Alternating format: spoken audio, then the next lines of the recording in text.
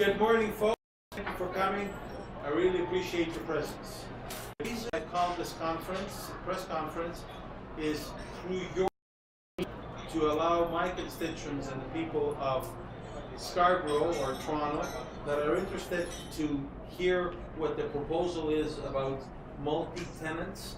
I call them rooming houses, and what our city is proposing on doing. In Ward 39, I have the highest proportion of rooming houses within the city. Out of all the registering 311 complaints about rooming houses, 10% of that, between 2013 to 2016, 10% of that was in Ward 39. Since then, we have continuously reporting rooming houses to the tune of about 4 or 5 daily. So we could be reporting anywhere between 25 to 40, 50 rooming houses a week. It's a constant problem. If a house is reported as a rooming house, what the owner does, she or he will put it up for sale. New people will buy it unknowingly, or knowingly that this is a house that they can make money, and then it starts all over again. So the inspector comes in, it says, I want to service you with a warrant to see what the house looks like. House goes up for sale, it gets sold, and we start all over again. Some of you have seen pictures, and I think one of you had the pleasure of being with me when we were visiting a rooming house. The conditioning in these rooming houses are absolutely horrible.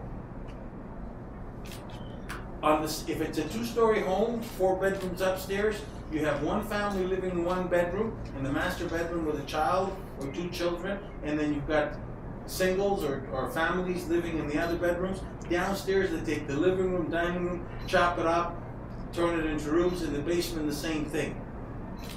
We do have people that are newcomers and people that are vulnerable, people that are at the low income of the scale. And it's those people that we need to protect. But allowing landlords to charge them $500 for a room in a house, that is absolutely horrible. And to have conditions that puts these lives of people at in threatens their lives, vulnerable people in a position that their lives could be at risk, I find that totally unacceptable. The city is doing a pilot project throughout the city. There's 5 areas that they have identified, and one of the areas that we have identified is between Don Mills, 401, Markham, and Steeles. That is 4 wards, and one of those wards is mine. So what I would like through you to do is to let people know that there's things that they can do to voice their concerns in support of legislating the rooming houses or against rooming houses. As it stands right now, my position is explicit. I do not support rooming houses in the present form. The reason that I'm not supporting them is that there is houses that are chopped up and they have not fire retardant material to slow down the fire. They don't have a second exit if there's a fire and you want to escape. And the rooming house consultation will be in Scarborough Agent Court on the 21st, which is next Thursday, starting at 6 o'clock onwards, at Amaru Community Center, which is on McNichol and Kennedy, northeast corner. You're all welcome to come. You're all welcome to listen to what the people have to say. I have advised my constituents this is taking place. A lot of them have reached out, and the city will have a survey online. Now, the city has a survey that I don't really think is meeting the needs of this constituency. So we will be launching on my website a survey which is similar to what the city has, but it will be translated in both English and in the local language of the majority of the people here, that is Chinese. So people will have an opportunity to go, people will have an opportunity to call us, and one of the reasons that I feel very strongly about the rooming houses that exist, there is something here that comes from the fire department, and I will read it to you. This is from the Deputy Fire Chief, the Director Deputy Chief of Toronto Fire Services to me. It says Ward 39. There's an address, but I cannot reveal the address, and it reads, be advised, DFS Fire prevention staff are on site of the subject property as a result of a complaint from the Children's Aid Society. DFS staff have discovered a residential unit with a family located directly above N. This is a business shop.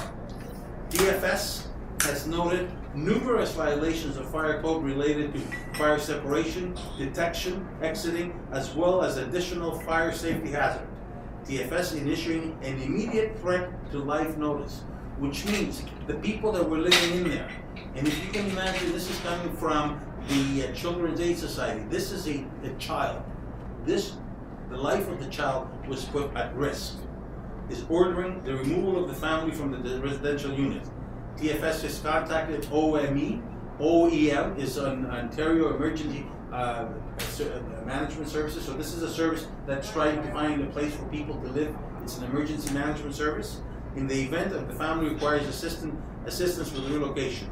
DFS has also referred the incident to MLS. If you require any information, please don't hesitate to contact.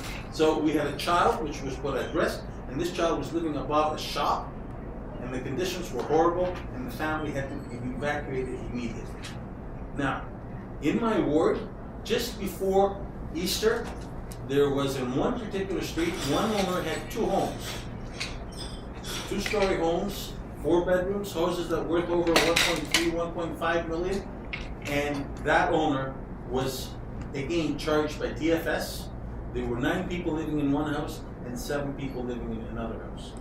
If we're going to move in the legislation that we're going to make sure that these houses are properly looked after, and they're going to be legislated, and it's going to provide safety for the people that live inside it, I am in support of this.